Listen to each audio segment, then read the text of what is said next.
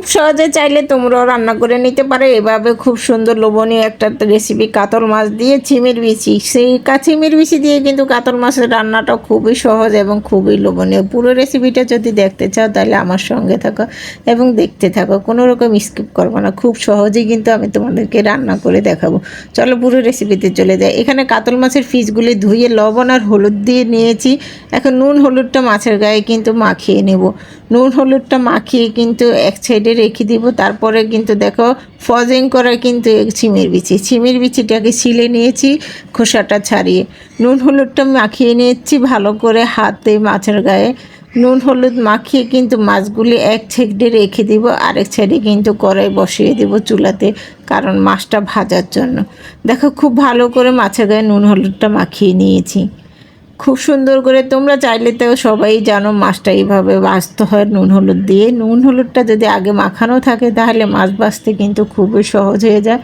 চুলায় কিন্তু কড়াইটা বসিয়ে দিয়েছি। কড়াইটা বসিয়ে কিন্তু তেলটা দিয়ে নিয়েছি। এখন একে একে মাছগুলি সম্পূর্ণ তেলের মধ্যে ছেড়ে দিচ্ছি। তোমরা চাইলে কিন্তু মাছটা এভাবে কিন্তু ভেজে নিতে পারো, খুবই সাবধানে, না হলে কিন্তু হাতে তেল ছিটবে এবং শরীরে ছিটবে। সাবধানে কিন্তু মাছটা ভেজে নেবে। মাছটা কিন্তু এক পিঠ ভাজা হয়ে গেছে, আমি উল্টে নিচ্ছি, কারণ পুরো একটা লাল কিন্তু লাল লাল করে মাছ ভাজবো না, হালকা ভেজে নিব মিডিয়াম আকারে। খুব সহজে দেখো মাছগুলি ভাজা হয়ে যাচ্ছে। কড়াইটা যদি ভালো করে পুড়ে নাও তাহলে মাছ ভাজতে খুব সহজ। মাছ ভাজাটা হয়ে গেছে, তুলে নিব। এখন মাছ ভাজাগুলি তুলে এক সাইডে রেখে দিব। দেখো সম্পূর্ণ মাছ ভাজাগুলি তুলে নিয়েছি। আরেকটা কিন্তু ওই কড়াইয়ের মধ্যে কিন্তু নুন হলুদ মরিচের গুঁড়া দিয়ে তেলের মধ্যে হালকা ভেজে নিচ্ছি মশলা দিয়ে। ভিডিওটা স্কিপ হয়ে গেছে, তোমরা কিন্তু একটু ম্যানেজ করে নেবে।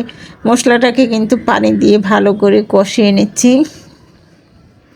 মশলাটা কষিয়ে যে কোনো তরকারি রান্না করলে কালার এবং টেস্ট দুইটাই আসে, দেখতে খুবই সুন্দর এবং খেতেও মজা। মশলাটা কষানো হয়ে গিয়েছে, এখন চিমের বিচিগুলি দিয়ে দিলাম। চিমের বিচিগুলি কিন্তু এই মশলার মধ্যে আস্তে আস্তে করে নেড়ে চেড়ে কিছুক্ষণ কষিয়ে নেব, তাহলে কিন্তু চিমের বিচির যে একটা কাঁচা গন্ধ সেটা চলে যাবে এবং খুব সহজে কিন্তু সিদ্ধ হয়ে যাবে কম সময়ে। খুব ভালো করে দেখো আমি চিমের বিচিগুলি খুব ভালো সময় নিয়ে কিন্তু কষিয়ে নিয়েছি।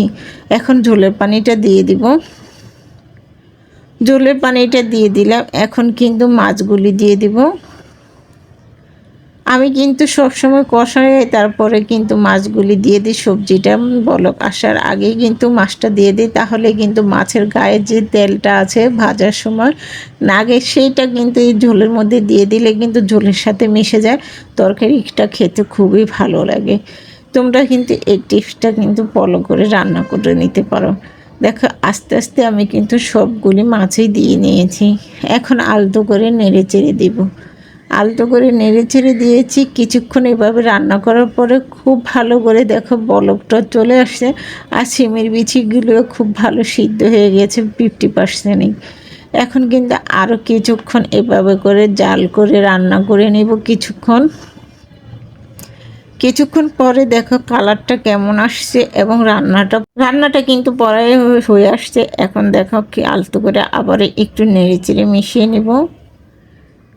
তোমরা চাইলে কিন্তু এখানে জিরার গুঁড়া ধনিয়ার গুঁড়া যেটা পারো সেটাই ব্যবহার করতে পারো, যে যেটা খাওয়ার কি। ধনিয়াও খায় অনেকে, জিরাও খায়। আমি কিন্তু এখানে ধনিয়ার গুঁড়া দিব না, জিরার গুঁড়াটা দিব আর কাঁচা ধনিয়াটা ব্যবহার করব। দেখো কতটা সুন্দর লাগছে। এখন ভাজা জিরা গুঁড়াটা দিয়ে দিলাম, কোয়াটার চামচের হাফ চামচ জিরার গুঁড়াটা দিয়ে কিন্তু আলতো করে একটু নেড়েচেড়ে মিশিয়ে নেব। খুব ভালো করে দেখো নেড়েচেড়ে মিশিয়ে নিলাম। রান্নাটা পড়াই হয়ে আসছে, দেখো কতটা সুন্দর লাগছে। এখন কিন্তু একটু নাড়াচাড়ার পরে ধনিয়াটা পরে ব্যবহার করব। নামানোর আগে ধনিয়া পাতাটা দিয়ে চুলাটা অফ করে দেব। খুব ভালো করে নেড়েচেড়ে মিশিয়ে নিয়েছি। এখন দিয়ে দিব ধনিয়া পাতা। ধনিয়া পাতাটাও কিন্তু ফ্রোজেন করা ফ্রিজে ছিল, সেখান থেকে এনে সাথে সাথে দিয়ে দিব। এইভাবে কিন্তু ধনিয়া পাতাটা দিলে টেস্ট এবং কালার দুইটাই ঠিক থাকে।